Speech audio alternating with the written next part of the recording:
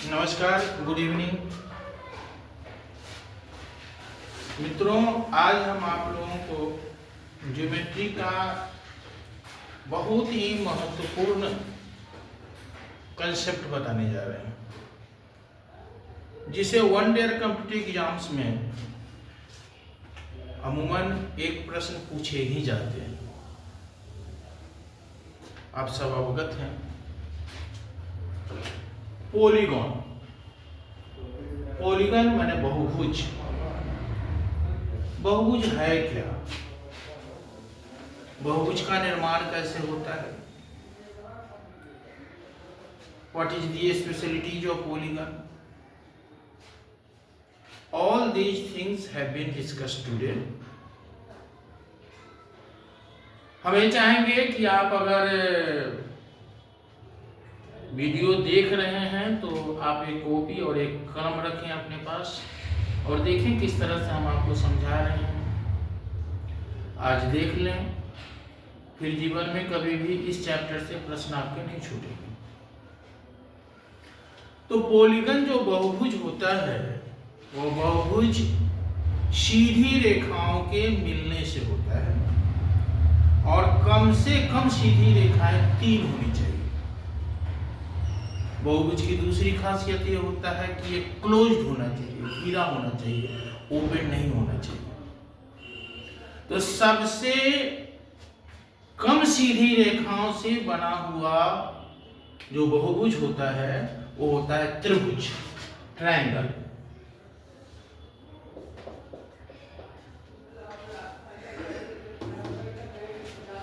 सीधी रेखाएं होनी चाहिए और क्लोज्ड स्ट्रक्चर होना चाहिए, यानी घिरा होना चाहिए।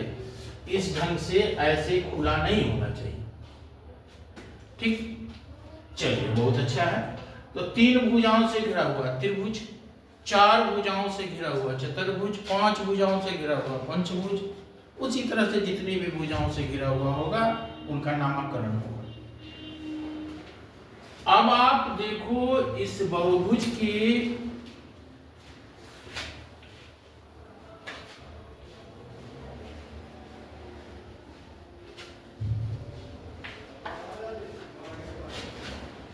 बहुभुज बन गए तो सबसे कम भुजाओं से बने हुए बहुभुज को हम लोग कहते हैं स्मॉलेस्ट पॉलीगन। ये स्मॉलेस्ट पॉलीगन जो है रिगार्डिंग विथ साइड्स, भुजाओं है, और वो होता है आपको ट्रायंगल। और सबसे ज्यादा भुजाओं से बने हुए जो पॉलीगन होते हैं वो होते हैं आपको सर्कल। तो ये जो सर्कल जो होता है सबसे बिगेस्ट होता है, सबसे बड़ा होता है। ट्रायंगल में साइड्स जो होते हैं, ट्रायंगल्स में साइड्स होते हैं 3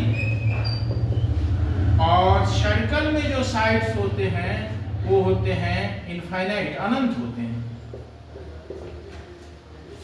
ठीक, तो आपसे कहा जाए कि सबसे स्मॉलेस्ट पॉलीगन ट्रायंगल और सबसे बड़ा polygon regarding sides it would be your circle. Circle में भुजाओं की संख्या अनंत होती है।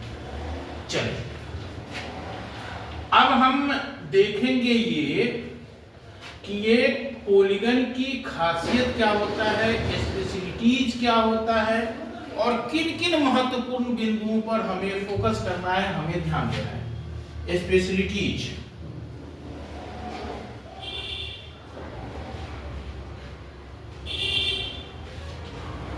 तो पहला स्पेशलिटीज आपका ये है कि किसी भी बहुभुज के सभी बाह्य कोणों का जोगफल,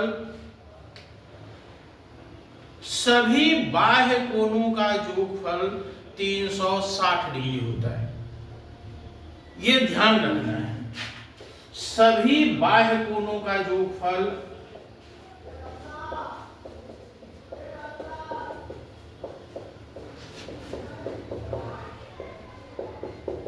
360 360 डिग्री होता है। ठीक है। दूसरा, किसी भी बाह्य कोण और उसके सटे हुए अंतः कोण का जोगफल 180 डिग्री होता है। बाह्य कोण प्लस सटा अंतः कोण 180 डिग्री होता है। ठीक है। अब उसके बाद जो महत्वपूर्ण चीज ये है कि किसी भी बहुभुज के सभी अंतः कोणों का जोगफल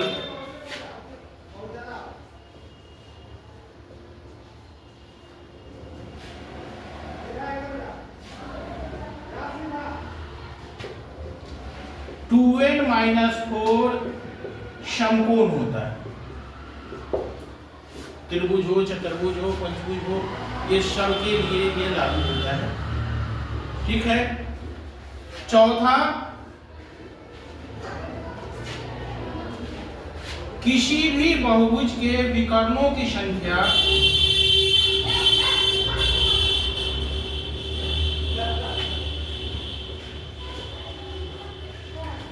n² - 3n/2 होता है। और पांचवा, किसी भी बहुभुज के क्षेत्रफल जो होता है na²/4 cot π/n। ये 4-5 महत्वपूर्ण जो चीजें हैं ये हमें ध्यान में रखनी चाहिए। और सिर्फ इतनी सी बात अगर आपके ध्यान में है तो फिर बहुभुज के सारे प्रश्न आपसे बन जाएंगे। विकर्ण पूछता है, ये छोटा सा फॉर्मूला ध्यान में रखना है। अंतः कोण का योग खुलता है, ये ध्यान में रखना है। क्षेत्रफल है, ये सभी बाह्य कोणों का जोगफल 360 डिग्री होता है। बाह्य कोण और सटा अंतः कोण का जोगफल 180 डिग्री होता है।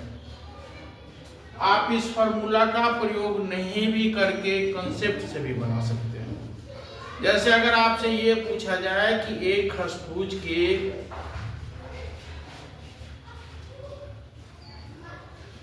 एक अंतः कोण का जोगफल क्या हो, एक अंतः कोण का मान क्या होगा, चाहे सभी अंतः कोण का जोगफल क्या होगा। तो भाई खष्टभुज है यानी 6 भुजा वाला है, तो उसका बाह्य कोण निकालेंगे। बाह्य कोण कैसे निकालेंगे? एक बाह्य कोण निकालने का फॉर्मूला क्या हो सकता है? 6। अगर बाह्य कोण हमको निकालना है तो बाह्य कोण हम निकालेंगे 360/n।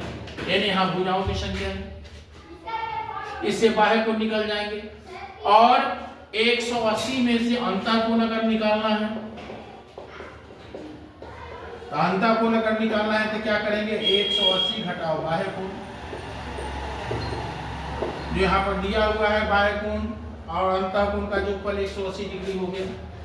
अब अगर 6 भुजाओं वाला अगर है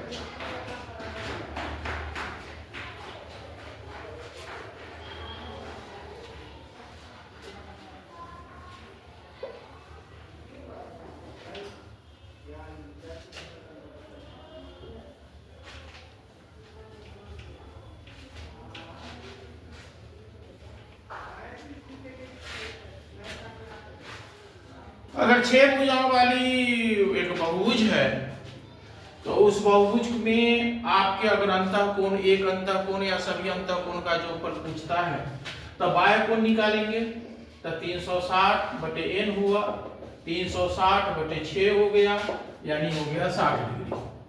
तो 60 डिग्री आपका ये बाह्य कोण हो गया। अब अगर बाह्य कोण 360 डिग्री हो गया तो अंतः कोण क्या हो जाएगा? 180 घटाओ 60 डिग्री यानी 120 डिग्री। अब 120 डिग्री एक अंतः कोण हुआ, हमें सभी अंतः कोणों का मान निकालना है। तो 6 भुजा है तो 6 × 120 यानी 720 डिग्री। तो आप इस तरह से बिना फॉर्मूला का प्रयोग करके भी निकाल सकते हैं। ठीक है। अब देखो, जैसे बहुभुज के बारे में कभी कभी ये भी पूछ देता है कि भाई ये रेगुलर पॉलीगन है, इरेगुलर पॉलीगन है, यानी नियमित बहुभुज है, अनियमित बहुभुज है। तो उसके सभी भुजाएं की लंबाई अगर बराबर है, कोण बराबर है, तो वह बहुभुज रेगुलर हो गया, नियमित हो गया। अगर नहीं है तो फिर अनियमित है। आज के लिए बस इतना।